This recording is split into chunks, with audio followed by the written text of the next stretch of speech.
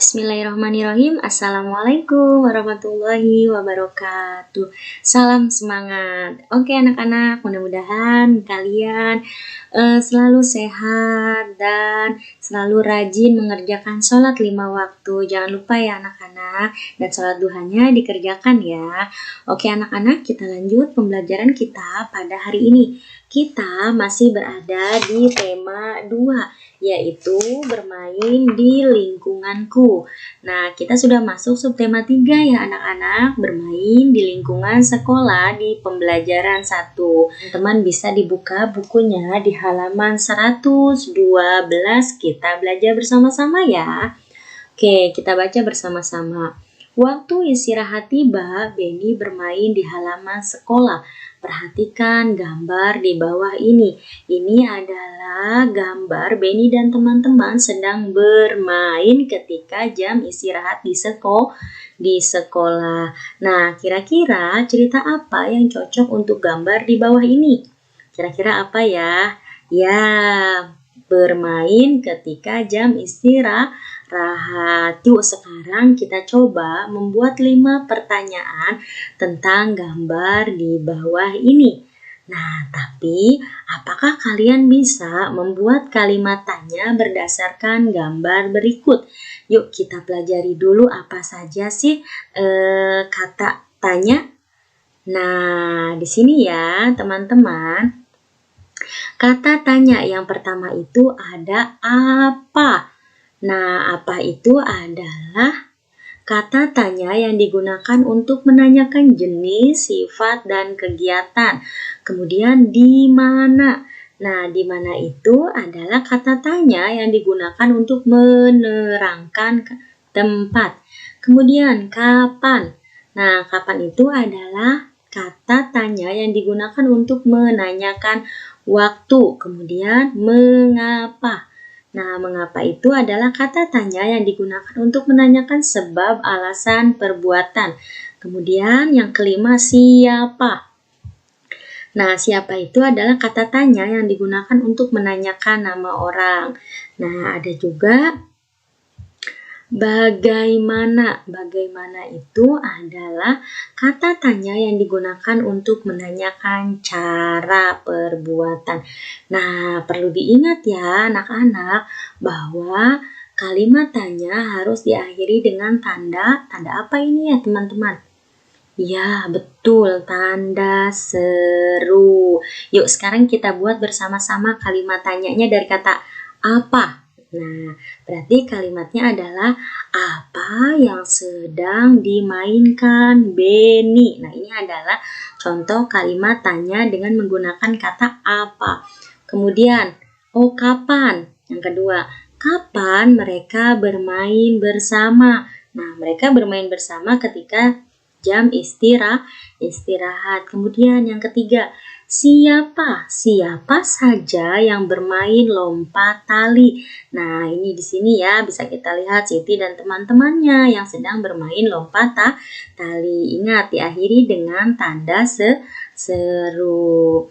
Oke, nah sekarang yuk teman-teman kita baca di halaman 113, bermain di halaman sekolah. Yuk biar tambah lancar membacanya bersama-sama kita baca ya. Yuk setelah kita baca, sekarang kita coba jawab yuk pertanyaan yang ada di buku kalian. Ya, yuk kita jawab. Pertanyaan yang pertama adalah apa yang sedang dilakukan Benny, Edo, dan Udin? Yuk, apa? Ya, mereka sedang bermain kelereng. Pertanyaan kedua, siapa yang memutar tali di sebelah kanan? Ya, betul, Siti memutar tali dari sebelah kanan. Pertanyaan ketiga, apa yang sedang dilakukan Dayu? Betul, kalian hebat ya. Dayu bersama teman sekelas lainnya bermain estafet air. Nah, pertanyaan yang keempat, apa saja kegiatan bermain sesuai isi cerita? Ada apa aja sih permainannya di teks yang tadi kalian baca? Ya, bermain kelereng, lompat tali, dan estafet air. Nah, sekarang kita baca yuk teks percakapan berikut ini. Kamu masih ingat kalimat penutup paragraf pertama pada teks sebelumnya? Masih banyak kelereng di dalam lingkaran ada 6 butir. Oh iya, berapa orang yang bermain kelereng ya? 3 orang. Kemudian, kata Edo, bagaimana ya caranya membagikan 6 butir kelereng kepada 3 orang agar setiap orang mendapatkan kelereng sama banyak? Kemudian, kata siapa ini ya Kak? Kata temennya Edo ya? Caranya setiap anak diberi 1. Kemudian sisanya dibagikan lagi. Setiap orang 1 hingga habis. Kemudian percakapan selanjutnya. Pengurangan berulang 6 dikurang 3 dikurang 3 sama dengan 0. Sama artinya 6 dibagi 3 sama dengan 2. Karena Mei melakukan 2 kali pengurangan, 6 dikurang 3 dikurang 3 sama dengan 0. Jadi setiap siswa mendapatkan 2 butir kelereng. Kemudian kata Beni, sekarang kami sudah mengerti. Terima kasih Mei. Kemudian kata Mei, sama-sama Beni, Edo. Oke, anak-anak. Nah, di sini Ibu punya. Nah, di sini ya, pembagian itu bisa dikerjakan dengan cara pengurangan berulang hingga sampai dengan hasilnya 0. Kemarin kita sudah belajar perkalian. Kalau perkalian itu apa sih? Ya, penjumlahan berulang. Sekarang kita akan belajar pembagian. Nah, pembagian itu dikerjakan dengan cara pengurangan berulang sampai hasilnya 0 ya, sampai habis.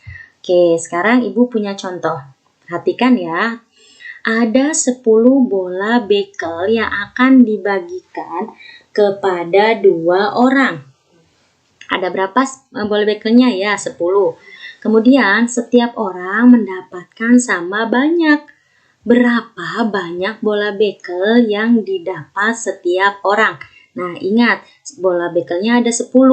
Akan dibagikan kepada bekel yang akan dibagikan kepada 2 orang. Jadi, setiap orang itu mendapatkan sama banyak. Kira-kira berapa bola bekel yang didapat setiap orang?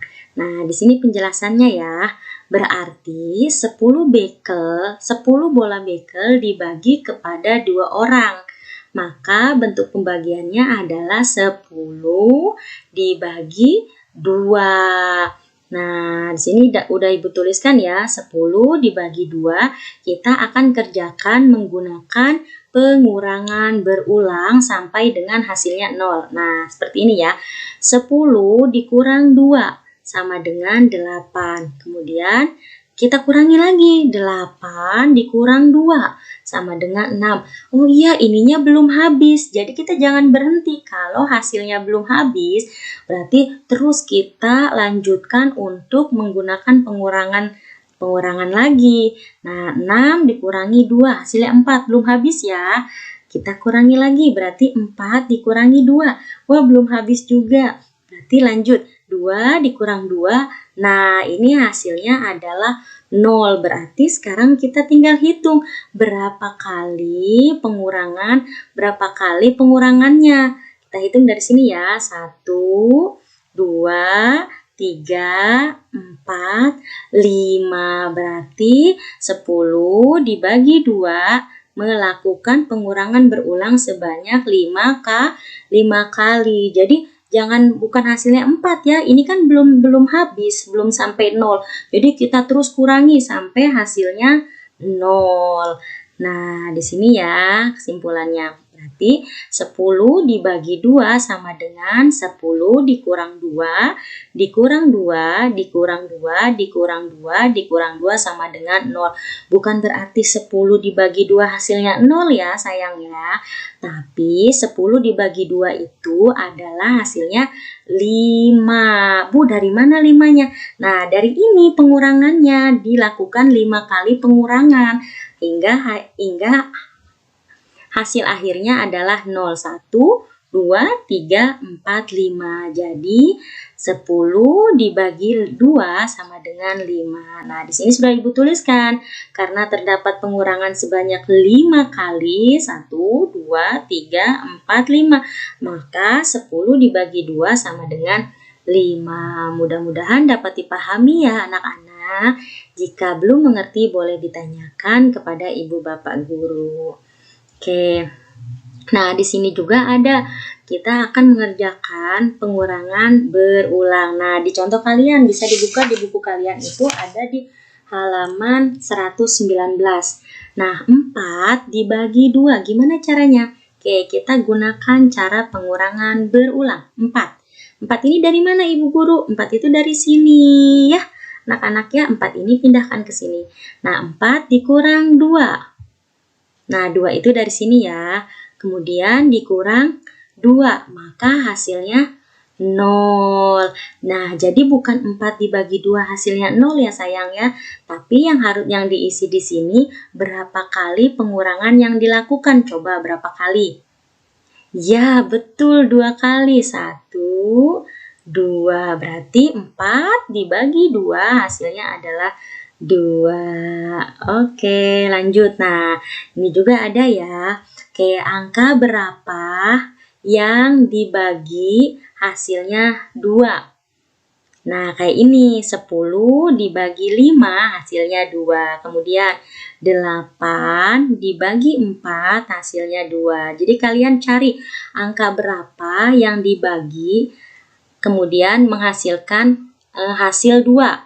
Nah, ini 6 dibagi 3 hasilnya 2. Kemudian 4 dibagi 2 hasilnya 2. Oke, nah sekarang coba kita cari ya yang menghasilkan pembagian hasilnya 3. Kira-kira 6 dibagi berapa biar hasilnya 3? Ya, betul. Dibagi 2. 6 dibagi 2 hasilnya 3. Kemudian 3 dibagi kemudian di sini berapa ya yang menghasilkan angka 3? Yang dibagi 3 menghasilkan angka 3. Ya. Bentar. Kayaknya ini Ibu Ima salah nulis ya. Di sini 9 ya. 9 dibagi 3, maaf ya. Di sini 9 dibagi 3 hasilnya 3. Kemudian 18 dibagi 6. 18 dibagi 6 hasilnya 3. Kemudian 15 dibagi berapa kira-kira biar hasilnya 3? Ya, 15 dibagi 5 hasilnya 3. Ini 9 ya. Maaf ya, ini salah nulis. Oke, kita sudah masuk ke pembelajaran 2. Yuk, kita lanjut. Oke, Benny datang tepat waktu. Ia memakai seragam sekolah dengan rapi. Ia membuang sampah di tempat sampah. Benny mematuhi aturan di sekolah. Amati gambar di bawah ini dengan cermat. Apa yang dilakukan Benny bersama teman-temannya?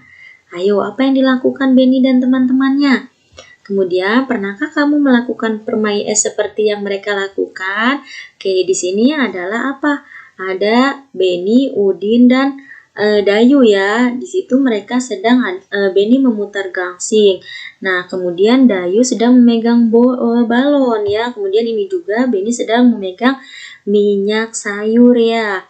Oke, selanjutnya. Nah, mengamati benda.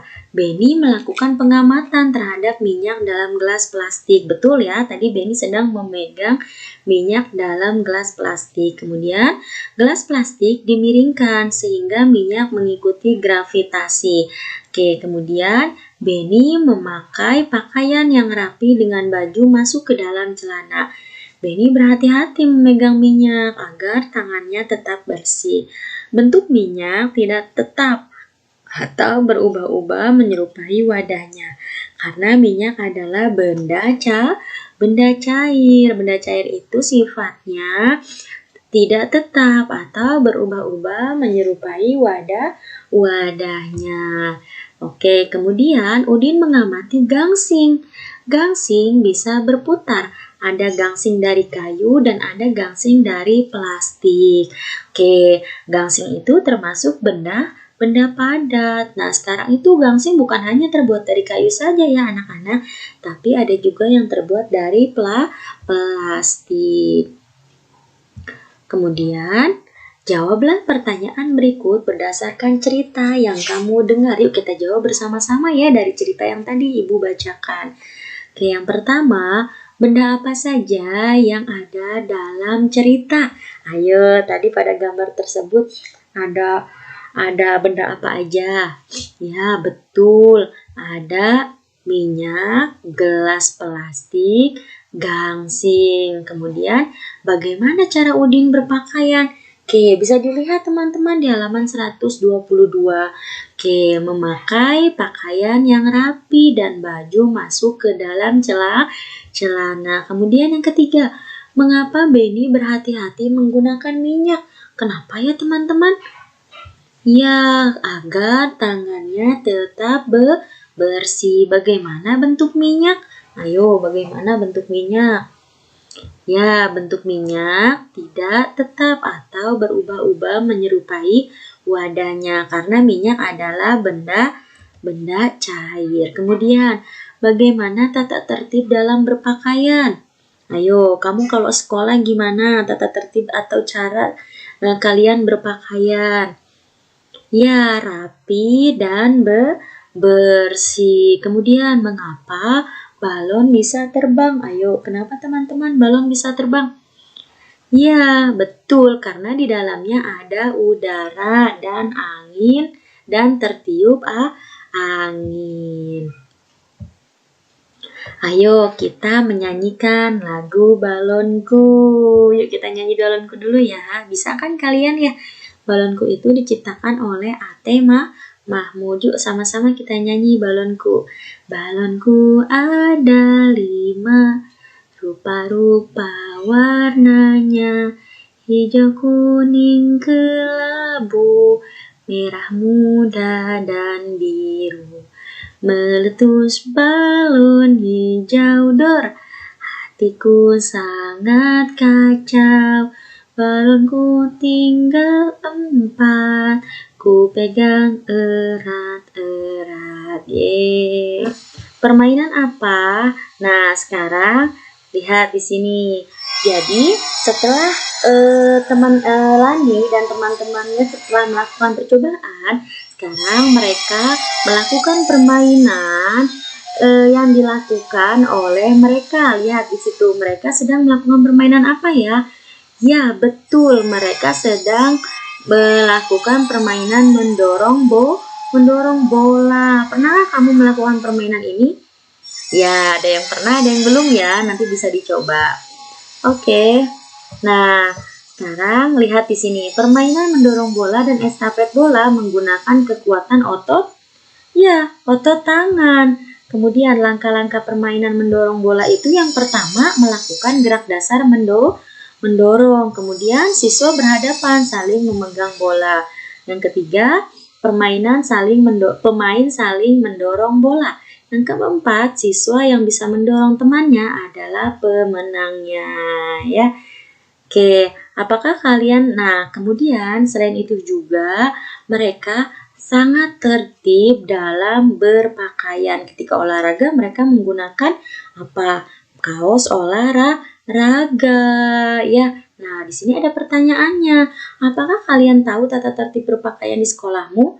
Pasti ya, di sekolah kita memiliki tata tertib menggunakan seragam atau berpakaian ya. Contohnya kita kalau berolahraga pasti menggunakan kaos olahraga. Nah, di sini ada percakapannya. Yuk kita baca bersama-sama percakapannya. Udin, kamu terlihat kurang rapi dengan baju keluar. Kemudian kata Udin, biarkan saja. Kemudian kata Benny, itu kan tata tertib di sekolah kita yang tidak boleh dilanggar. Kemudian kata Udin, hah? Aku lupa. Selain itu, apa saja tata tertib di sekolah kita? Udin bertanya ya. Nah, selain tata tertib berpakaian di sekolah, kita harus memakai kaos kaki warna putih, perempuan memakai rok di bawah lutut, sepatu hitam, rambut harus disisir, dan rambut anak laki-laki tidak boleh melebihi daun telinga. Kemudian, Kalau tata tertib dalam bermain permainan saling dorong bola. Kemudian untuk tata tertib dalam bermain permainan saling dorong bola, mendorong lawan main harus sesuai dengan aturan permainan. Kita juga harus sportif atau mau menerima kekalahan. Oh iya, ini kata Udin, kalau tata tertib dalam bermain permainan saling dorong bola. Nah, Udin tuh bertanya ya, kemudian Benny pun menjawab. Untuk tata tertib dalam untuk tata tertib dalam bermain permainan saling dorong bola, mendorong lawan main harus sesuai dengan aturan permainan ya. Oke, kita lanjut ya. Nah, di sini ada tata tertib merupakan peraturan yang harus dilaksanakan dan ditaati. Kemudian di sekolah juga terdapat tata tertib, betul. Mematuhi tata tertib membuat hidup menjadi disiplin, nyaman, dan teratur. Setiap peraturan yang berlaku di sekolah bermanfaat bagi kita. Semua aturan itu bermanfaat untuk menjaga ketertiban, keamanan, dan kenyamanan sekolah. Tata tertib atau peraturan di sekolah dilakukan atau dipatuhi oleh warga sekolah, misalnya guru, kepala sekolah, dan tata usaha. Contoh tata tertib atau peraturan di sekolah adalah, nih contohnya ya, memakai seragam sesuai jadwal dan rapi, betul, kita sudah ya. Kemudian melakukan piket kelas sesuai jadwal, terus berdoa sebelum dan sesudah belajar, kemudian datang ke sekolah sebelum pukul 07.00, kemudian membuang sampah pada tempatnya. Oke, kemudian yang terakhir berbicara sopan dan santun dengan guru. Oh ya, tinggal diteruskan dari nomor 2 sampai nomor 5. Kemudian ini ini di halaman 120. Mungkin untuk di PB2 cukup sekian. Nanti kita lanjut pembelajaran selanjutnya. Oke anak-anak, sampai berjumpa di pembelajaran selanjutnya. Bila taufiq wal hidayah. Wassalamualaikum warahmatullahi wabarakatuh. Untuk PB2 tidak ada tugas ya.